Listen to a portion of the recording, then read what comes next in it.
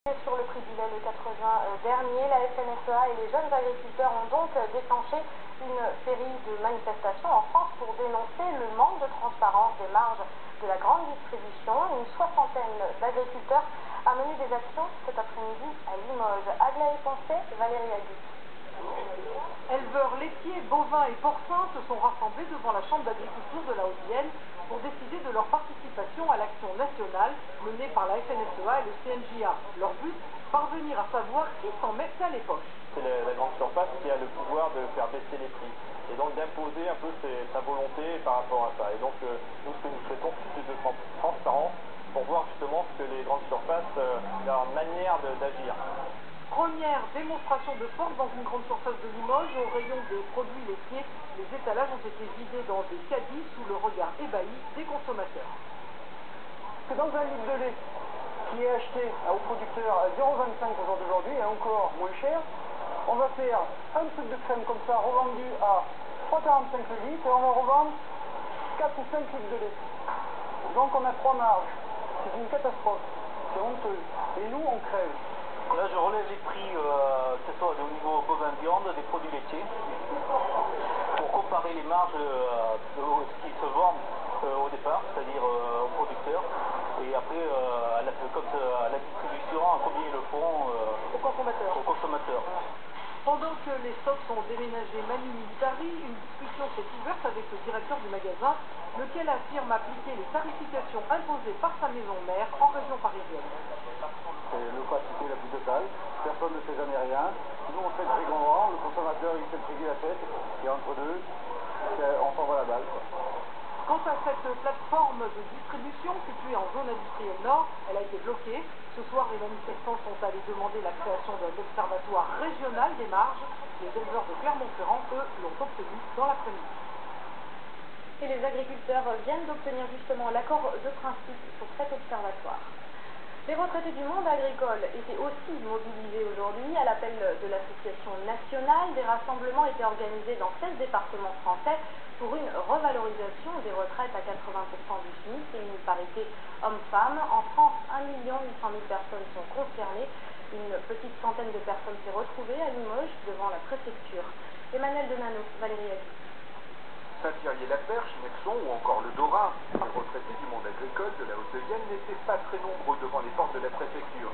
Mais sous les casquettes, l'idée d'une revalorisation des retraites était, elle, bien présente, dans un contexte de crise qui ne fait qu'accroître les difficultés du quotidien. Pour SAP Sarkozy, jusqu'à là, on n'en a pas vu la trace, rien du tout. Au contraire, on nous impose des sujets. Vous avez vu dans la vie de tous les jours, vous payez plus, les taxes de ceci, de cela. On ne peut plus vivre. Heureusement que nous, on est à la campagne dans notre jardin. Sans ça, c'est pas possible, quoi. Et ce ras-le-bol, les retraités agricoles ont tenu à le faire savoir aux représentants de la préfecture en mettant en avant, symboliquement, une reconnaissance passée. La première chose que nous allons remettre à Mme Palais, c'est une reconnaissance de la nation, parce que moi je dis une chose, pourquoi garder ce papier que nous avons obtenu pendant la guerre d'Algérie, soi-disant la reconnaissance de la nation. Moi je pense que la première reconnaissance de la nation, c'est de faire vivre dignement ces retraités. Les quelques 80 manifestants ont reçu le soutien de certains élus du Parti Socialiste. Quant à la délégation qui a été reçue en préfecture, elle semblait satisfaite de l'entretien, mais a regretté de ne pas avoir pu rencontrer en personne Madame le Préfet. Et pour mieux comprendre les raisons de ce mouvement, voyez cet exemple concret. Raymond et Maurice Chezeau dirigeaient une propriété de 70 hectares avec une soixantaine de vaches limousines à Bersac-sur-Rivalier en Haute-Vienne. À l'heure de la retraite, leurs ressources ne leur permettent pas le moindre écart. Emmanuel Brault et Jean-Marie Arnal. Ils ont commencé à travailler à la ferme dès l'âge de 14 ans, mais leur pension ne reflète pas vraiment toutes ces années de labeur. 550 € pour Raymond, 840 pour Maurice. Heureusement, ils sont propriétaires de leur maison et n'ont donc pas de loyer à payer, mais il faut tout de même débourser quelques frais fixes tous les mois. Le superflu, évidemment, leur est interdit. Moi, j'ai travaillé toute ma vie pour faire vivre la banque et le marchand de machines agricoles.